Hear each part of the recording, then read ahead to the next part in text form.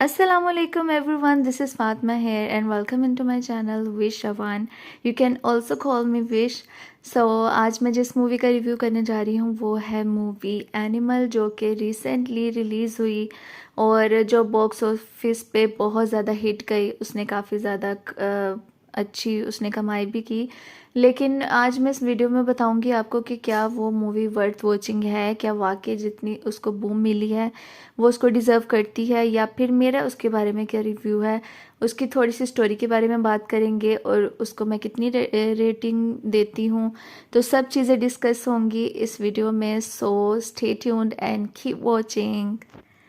सबसे पहले बात करते हैं इसकी कास्ट के बारे में। तो इसमें है रणबीर कपूर, बॉबी देओल, तृप्ति डिमरी, रश्मिका मंदाना, अनिल कपूर और भी कुछ इसमें काफ़ी ज़्यादा एक्टर्स हैं। लेकिन इनमें जो कास्ट है वो बहुत बड़ी है, काफ़ी लोग रखे गए हैं। लेकिन जो मेन कास्ट है जिनके गिर्द मूवी घूमती है पूरी, वो यही ज़्यादा लोग हैं। उसके अलावा जो है स्टोरी की बात कर लेती हैं। तो स्टोरी इसकी है कि एक बेटा है जो कि अनिल कपूर का बेटा है। अनिल कपूर बाप का रोल प्ले कर रहे हैं। वो बहुत बड़े इंडस्ट्रियलिस्ट हैं। वो अपनी फैमिली को बिल्कुल टाइम नहीं देते, अपने बेटे को बिल्कुल अटेंशन नहीं देते। जो बेटा है रणबीर कपूर, वो उसकी अटेंशन के लिए काफ़ी कुछ करता है और उसका दिल करता है मेरे बाप प्यार करे, मेरे साथ टाइम स्पेंड करे, मुझे टाइम दे। लेकिन ऐसा नहीं हो पाता क्योंकि बहुत वो ज़्यादा उनकी इंडस्ट्री और बहुत वो दिखाए हैं कि उनकी काफ़ी शोशा है, रेपुटेशन है। तो लेकिन वो घर में अपने बच्चों को भी, फैमिली को बिल्कुल टाइम नहीं देते, जिसकी वजह से निगलेक्ट हो के जो रणबीर कपूर है उसके माइंड पे भी काफ़ी इफ़ेक्ट पड़ता है। वो साइकोलॉजिकल भी काफ़ी वीक हो जाते हैं। उनमें कुछ अलग तरह का उनका बिहेवियर चेंजेस आने लग जाते हैं, जिसमें गुंडागर्दी करना, वायलेंस करना और इस तरह की उनकी हो जाती है। उनको हमेशा से ही होता है कि मुझे मेरा बाप मोटिवेट करे, मुझे आगे लेके चले, मुझे सबसे आगे रखे। लेकिन जो बाप होता है वो दूसरे लोगों को आगे रखता है, वो दूसरे लोगों को ज़्यादा अहमियत देता है बजाय अपने बेटे को। उसको इतना निगलेक्ट कर करके बेटे के दिमाग पे बहुत ज़्यादा बुरा असर पड़ता है। और वो पूरी मूवी में इस तरह ही दिखाते रहते हैं कि कोई मैं ऐसा काम करूं, कुछ ऐसा करूं कि मेरा बाप मुझे अप्रिशिएट करे, मेरे बाप मेरी भी तारीफ़ करे। तो बेसिकली ये मूवी उसी के बारे में है। मूवी की स्टार्ट में हमें रणबीर कपूर के बचपन के स्कूल के सीन दिखाए जाते हैं कि वो अपने बाप की बर्थडे पे चाहते हैं कि उनके साथ सेलिब्रेट करें। घर आके अपने बाप को ढूंढते रहते हैं जब भी स्कूल से आते हैं, लेकिन उनके बाप उसको टाइम नहीं दे पाता। इस तरह के उनके कुछ बचपन के सीन हैं। फिर दिखाया गया कि जब वो बड़े हो जाते हैं तो गलत सोहबत में चले जाते हैं। उनकी जो होती है, तो एक लड़की को वो पसंद करते होते हैं बचपन से। तो उसके साथ फिर वो सोचते हैं कि मैं शादी करूँगा। उनका कुछ इश्यूज होते हैं स्कूल में, लड़कों के साथ हो जाते हैं। तो वो उसकी वजह से फिर जो बाप होते हैं अनिल कपूर, वो तंग आकर उनको अब्रॉड भेज देते हैं बोर्डिंग स्कूल में। तो वो बेसिकली अपना सारा बचपन और जवानी तक वहीं रहते हैं। फिर वो बड़े होकर जब जवान हो जाते हैं फिर वो अपने घर वापस आते हैं। आकर उनको एक लड़की जो उनके स्कूल की होती है उससे प्यार हो जाता है, तो वो उससे शादी करना चाहते हैं। उसकी मंगनी किसी और लड़के के साथ हो चुकी होती है, तो वो उस लड़के से उसकी मंगनी ख़त्म करवा के खुद शादी कर लेते हैं, जो कि इंटरकास्ट मैरिज होती है। और इसकी वजह से इनके घर वाले इनको पसंद नहीं करते और इनको वेलकम नहीं करते अपनी फैमिली में, जिसकी वजह से रणबीर कपूर को अपनी बीवी के साथ अमेरिका दोबारा शिफ्ट होना पड़ता है। वहाँ पे वो कुछ साल गुजारते हैं, 2 बच्चे पैदा होते हैं। उसके बाद उनको वहाँ पे न्यूज़ मिलती है कि उनके बाप पर किसी ने जानलेवा हमला किया है, उनको गोलियां लगी हैं और वो बहुत क्रिटिकल सिचुएशन में है। तो ये सुनते साथ फिर वो अमेरिका से हड़बड़ी में इतने सालों बाद वापस आ जाते हैं।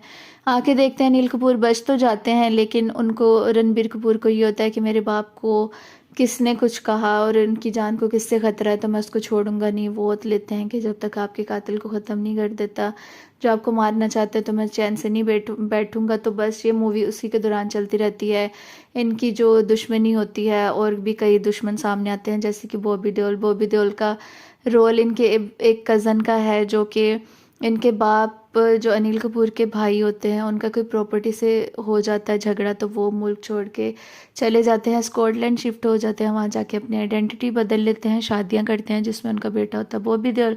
और बॉबी देओल के दिल में फिर बाप, कल को जाके उनका बाप भी खुदकुशी कर लेता है। और इस तरह ये बॉबी देओल का जो भाई होता है किस तरह दुश्मनी में उसको भी मार देते हैं रणबीर कपूर, तो वो बॉबी देओल कहता है कि मैं बदला लूँगा, मतलब इस तरह ही इनकी चलती रहती है।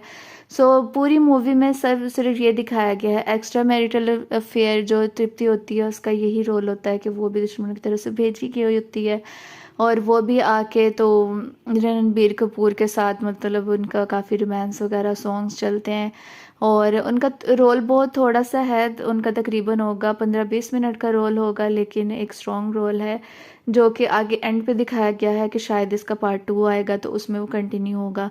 तो पूरी मूवी इसी के अराउंड घूमती है कि जो बेटा है वो बाप से बहुत ज़्यादा ऑब्सेस्ड है, वो उसकी तवज्जो चाहता है, वो उसका प्यार चाहता है, लेकिन बाप को एंड पे रियलाइज़ हो जाता है उसको कि मैंने अपने बेटे के साथ गलत किया, पूरी ज़िंदगी इस तरह किया, तो उसके इसी में ख़त्म हो जाती है मूवी। अब जो मेरा रिव्यू है इस मूवी के बारे में वो ये है कि मूवी बिला वजह की कोई स्टोरी नहीं है, कोई इसकी मुझे कोई सर पैर नज़र नहीं आया कि, और सीन्स को इतना ज़्यादा लंबा किया गया, इतना ड्रैग किया गया है। ये एक सीन जिसकी मैं पिक्चर शेयर कर रही हूँ, ये सीन था कि मतलब जो रणबीर कपूर होता है इस पर अटैक हो जाता है, कोई मीटिंग में होता है और वहाँ पे लोग आ जाते हैं, फोर्सेस आ जाती हैं, जैसे ऐसे लगता है जैसे किसी मुल्क पे हमला करने के लिए, कोई आज़ादी हासिल करने के लिए जंग की जा रही है, सिर्फ एक आदमी को करने के लिए, मतलब ख़त्म करने के लिए 400-500 बंदे एक ही जगह पर आ जाते हैं, और रणबीर कपूर अकेले ही उन 400-500 बंदों को ख़त्म कर देते हैं। सो दिस सीन वाज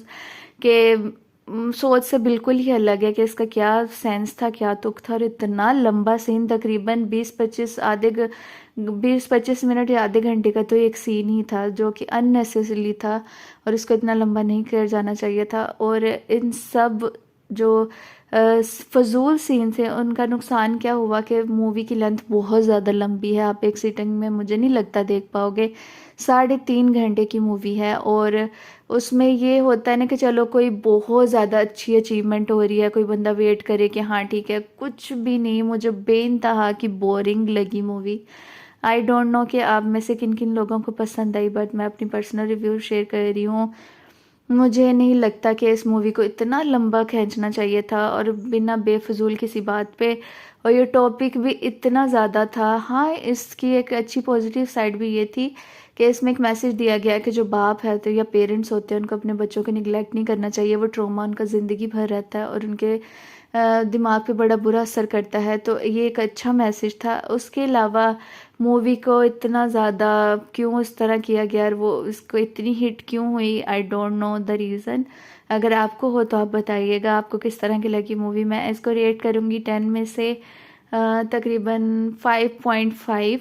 इसके सॉन्ग्स बहुत अच्छे हैं, सॉन्ग जो तृप्ति के साथ और उनकी बीवी के साथ भी है वो भी अच्छा है, और इसमें एक्स्ट्रा मैरिटल अफेयर को बहुत पर दिखाया गया है, और वल्गैरिटी बहुत ज़्यादा है, बहुत बोल्ड सीन्स हैं, आप अपनी फैमिली और के साथ तो बैठ के नहीं देख सकते। आप ये तो कुछ रिव्यू और कुछ स्टोरी, आप मुझे बताइएगा कि मैं और किस मूवी के बारे में रिव्यू करूँ। आई होप कि आपको अच्छा लगा होगा। अगर अच्छा लगा है तो मेरे चैनल को सब्सक्राइब कर दीजिए, लाइक कर दीजिए, और मेरे दूसरे चैनल फिश फैन से इनसाइड को भी जाकर उसकी वीडियोस देखें। उसको में आपको बहुत मज़े के प्रोडक्ट्स, रिव्यूज़, कुकिंग रेसिपीज़ और भी बहुत कुछ मिलेगा। इंशाल्लाह ताला मिलते हैं नई वीडियो में, तब तक के लिए अल्लाह हाफिज़, टेक केयर, बाय बाय।